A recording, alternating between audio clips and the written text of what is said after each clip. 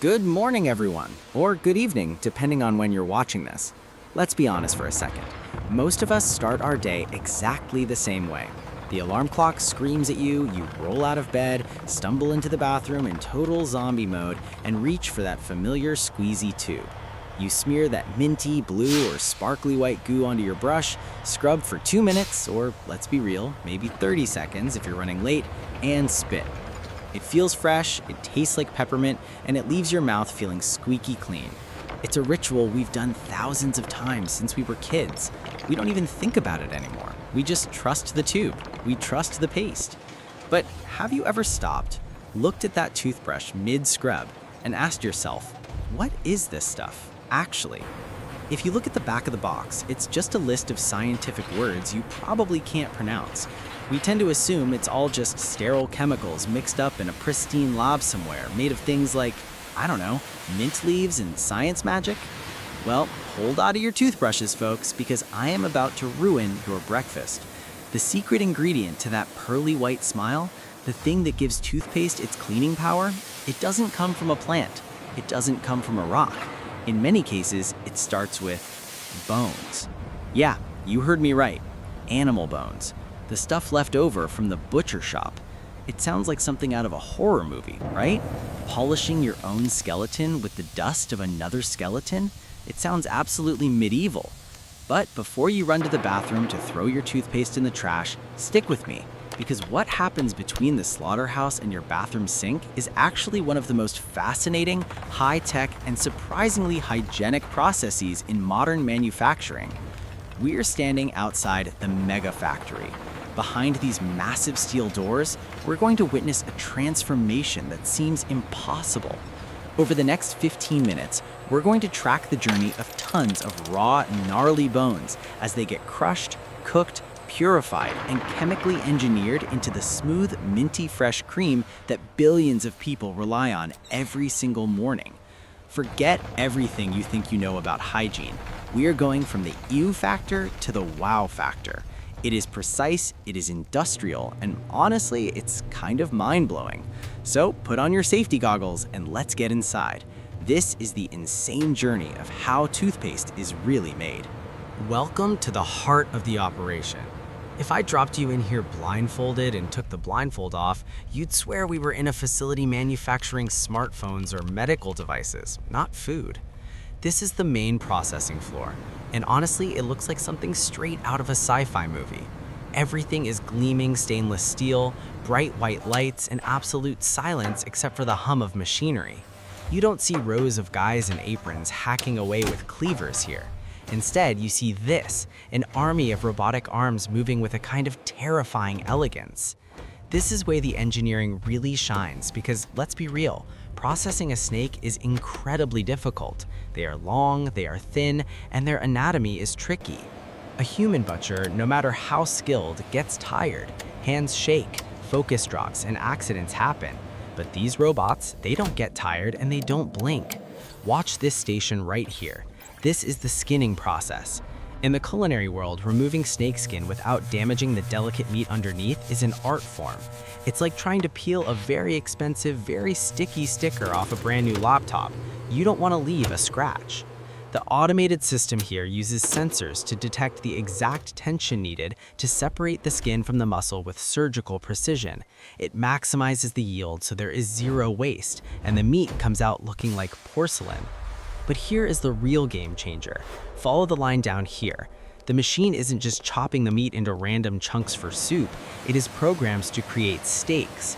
It scans the geometry of the snake and calculates the perfect cut to create uniform, rectangular fillets. This is huge for chefs. When you're cooking at a high level, you need consistency. You want every piece to cook at the exact same rate, just like you would expect from a filet mignon or a New York strip. Seeing a snake fillet look this standardized is wildly impressive. And I have to mention the air we are breathing right now. This entire room is a clean room environment, similar to what you'd find in Intel's processor labs. The room is kept at positive pressure, which means air is constantly pushing out of the room. So if a door opens, dust and microbes from the hallway can't float in, they get pushed away. It is literally cleaner in here than my own kitchen, which is a little embarrassing to admit, but it proves just how seriously they take the concept of hygiene. It's not just about making the food safe, it's about elevating the entire perception of the product. Okay, be honest with me. When I say the words snake meat, what is the absolute first image that pops into your head? Is it some gritty survival show on TV where a guy is desperate for calories in the jungle? Or maybe it's something scary and slithering that you found hiding in your backyard shed? Most of us here in the States have a very specific ick factor when it comes to reptiles. We think of them as dangerous, unpredictable, and definitely not something we want on a dinner plate. But I need you to take that mental image and completely delete it. Because right now, I am standing outside a facility that has more in common with a Tesla manufacturing plant or a Silicon Valley microchip lab than a traditional butcher shop. Forget the machetes and the muddy floors. We are about to enter one of the most advanced food processing centers on the planet. And yes, they specialize in snakes. What you are looking at is the new face of exotic cuisine. For a long time, processing snake meat was a rustic industry. It was handmade, it was slow, and frankly, the quality control was all over the place. But this factory, they have completely flipped the script. Here, those old traditions have been replaced by strict biological controls, mechanical precision that measures in millimeters, and international hygiene standards that would make a hospital operating room jealous. We are about to walk through the airlocks to see how a wild, misunderstood predator is transformed into a premium, high-protein product that is actually shipped to high-end restaurants all over the globe. We're going to see how automation takes the danger out of the equation and how science ensures safety. So put your prejudices aside for a few minutes. Is it safe? Is it sustainable? And the big question, does high-tech processing actually make it taste good? Let's go inside and find out.